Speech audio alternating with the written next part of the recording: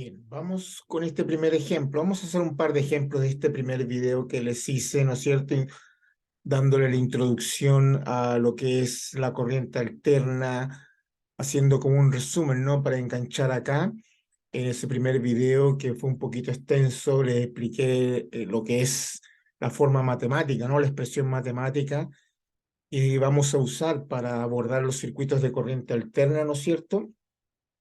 La diferencia entre una señal de corriente alterna, una señal de corriente continua, todos los parámetros que acompañan una señal de corriente alterna, su voltaje máximo o corriente máxima, ¿no es cierto? Si se trata de corriente, su frecuencia angular, su frecuencia en hertz, su periodo, su ángulo de fase, ¿no es cierto?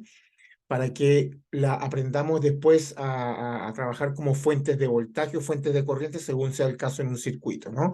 Recuerden que vamos a ir aplicando ya los conceptos que tenemos de las leyes básicas de los circuitos, que es ley de Ohm y las leyes de Kirchhoff, ya de lo que es las leyes básicas en el área de electricidad. Ahora vamos a utilizar todo eso para resolver circuitos, pero en corriente alterna, ¿no? Recuerden que si se fijan, eh, pueden notar que estamos trabajando con valores máximos, valores RMS, estamos trabajando con frecuencia y con ángulos, ¿no?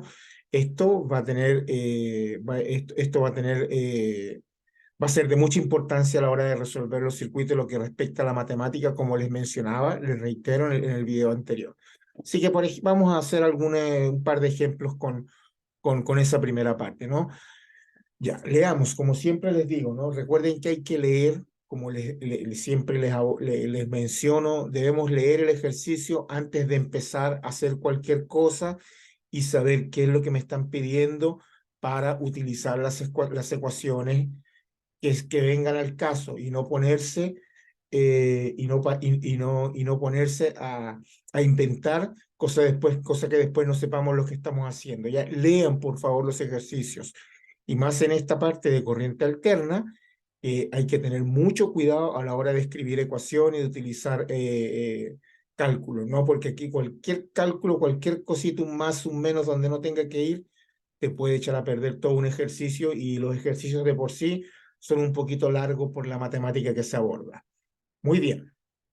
Fíjense lo siguiente, dice así: una corriente sinusoidal tiene una magnitud de 20 amperes. La corriente describe un ciclo completo en un tiempo de 1 milisegundos. La corriente en el instante cero vale 10 amperios o tiene un valor de 10 amperios. Pregunta: ¿cuál es la frecuencia en hercios de la señal? ¿Cuál es su frecuencia angular? Escriba la expresión matemática de la corriente I de t, es decir, la corriente en función del tiempo. ¿Y cuál es el valor RMS de la señal? Muy bien, vamos entonces con lo que es la frecuencia en hercios de la señal.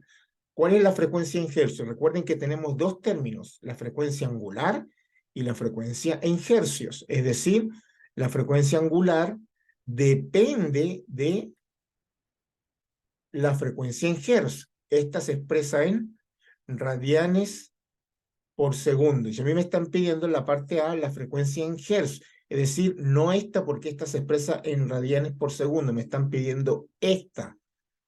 Y si yo despejo de acá, voy a tener que la frecuencia va a ser omega dividido 2pi. Eso se mide en hertz. Pero no tengo omega, no tengo la frecuencia angular. Por lo tanto, esta expresión que está acá no la puedo utilizar de partida. ¿Se fijan?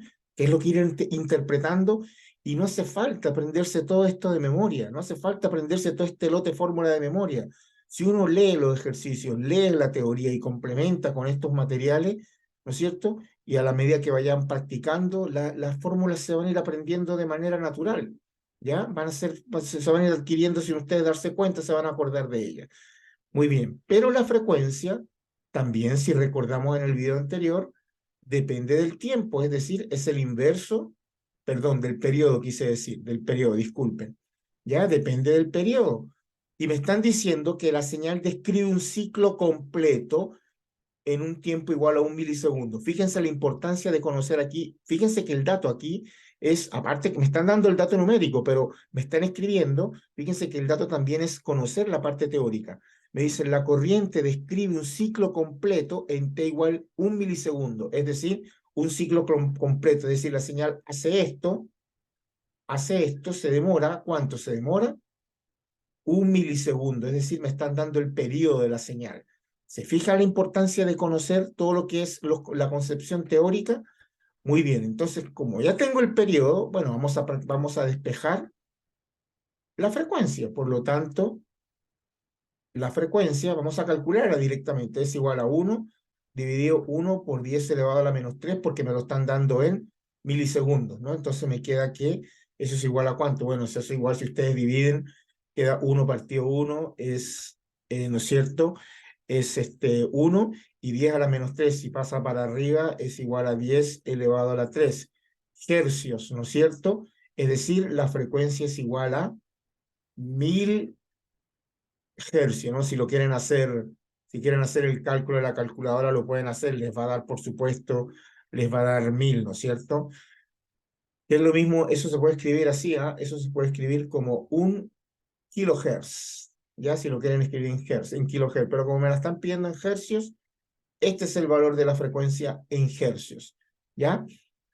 Repito, fíjense que me dicen la corriente describe un ciclo completo en 1 milisegundo, por lo tanto, ese es el periodo de la señal. Y como la frecuencia es el inverso del periodo, entonces reemplazo el periodo acá, el dato que me están dando, y me queda que es 1000 hercios. Ahora sí puedo calcular la frecuencia angular, porque me dice la parte B, ¿cuál es la frecuencia angular? Bien, la frecuencia angular, ¿cuál va a ser? Bueno, vamos a reemplazar por acá. Vamos a reemplazar por acá, ¿no es cierto? Entonces tengo lo siguiente, tengo que la frecuencia angular va a ser igual a 2pi por 1000 radianes por segundo, o lo que es lo mismo, me queda 2000 pi radianes por segundo. Esa sería la frecuencia angular. Si usted quiere multiplicar 2 por pi, lo puede hacer, no hay ningún problema. Yo lo acostumbro a dejar así. Ya ahí tengo la parte A, entonces tenemos la parte A y la parte B. Ahora bien, me dicen, ¿cuál es la frecuencia perdón, la otra parte, la parte C, ya está lista. Estamos bien acá, estamos bien acá. ¿Cuál es, escribe, perdón, la expresión de la corriente I de t? Es decir, recuerden que yo, como les comentaba, lo mismo que se aplica para una señal de corriente alterna de voltaje, se aplica para una señal de corriente. Es decir, I de t es igual a I máximo coseno, ¿no es cierto? Coseno de omega t más su ángulo de desfasaje, esto se mide en amperes. ¿Cuál es el I máximo? Bueno, el I máximo es la señal máxima de la señal.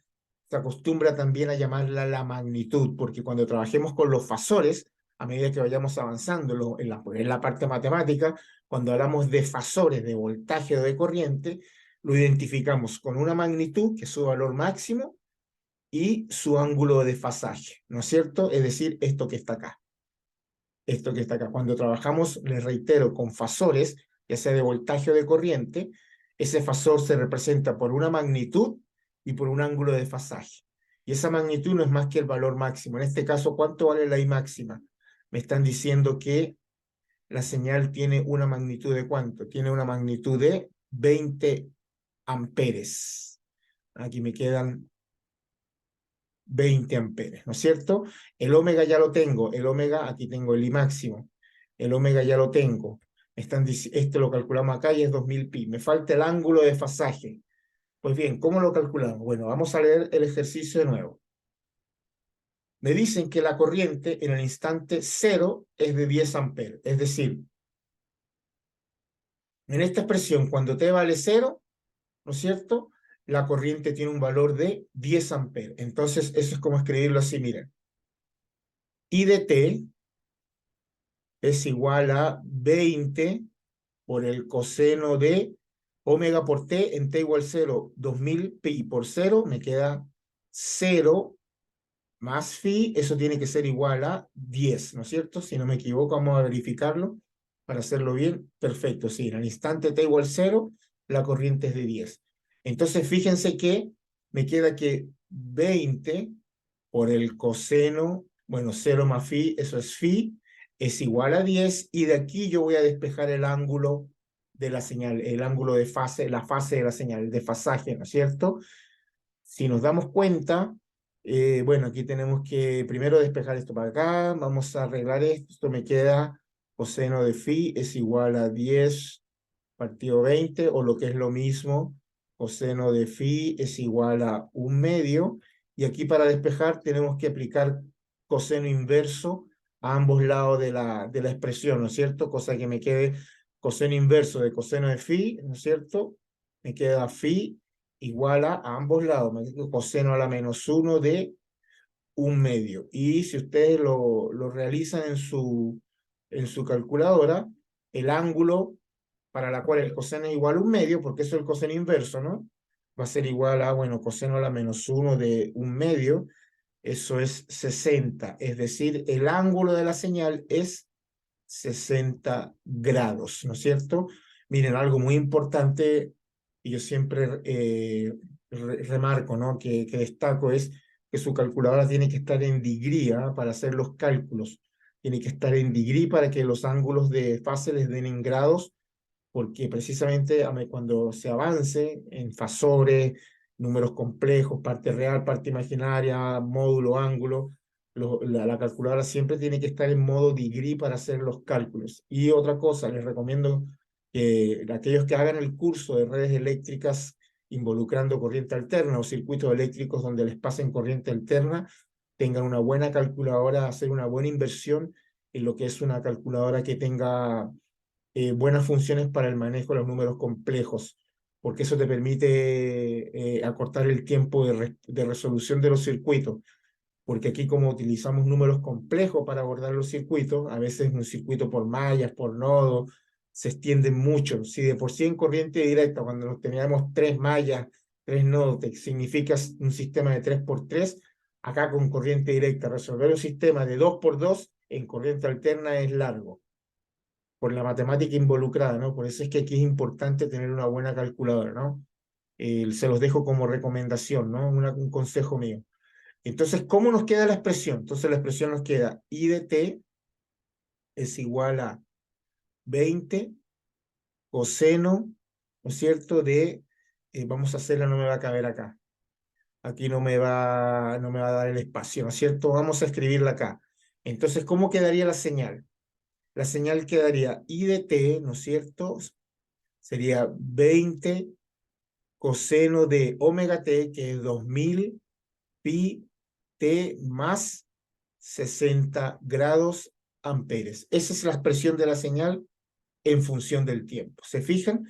Esa es la expresión de la señal I de t. ¿Se fijan que lo mismo que se aplica para una señal de voltaje se puede aplicar para una señal de corriente? Muy bien, entonces, y por último, eso sería todo, creo. Por último, no, me dicen, ¿cuál es el valor RMS de la corriente? Bueno, hay que aplicar la fórmula, ¿no? El valor máximo es 20, la magnitud de la señal, por lo tanto, el valor RMS va a ser igual a 20 dividido raíz de 2. Por lo tanto, el valor RMS, aproximadamente, ¿cuánto va a ser igual? Va a ser, bueno, si hacemos el cálculo, sería 20, lo partimos en raíz de 2. Eso es igual a aproximadamente 14,14 amperios RMS, ¿ya? Fíjense que ahí tienen el ejercicio, ¿no?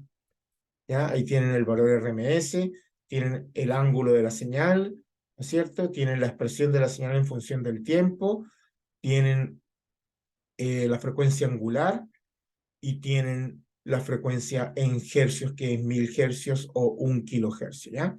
Y ahí tienen este ejercicio, ¿no es cierto? Es un ejercicio bastante sencillo, ¿ya? Para abordar todo lo que es la primera parte, ¿no? Espero les sirva para ir entendiendo cómo manejarse con las señales de corriente alterna, ¿no es cierto? Y por supuesto, compartan con aquellos que ustedes piensen que les puede ser de utilidad este material, ¿ya? En otro próximo video voy a hacer uno más y después seguir avanzando, ¿ya? Que estén bien y por supuesto, como siempre les digo, nos veremos en otra próxima oportunidad.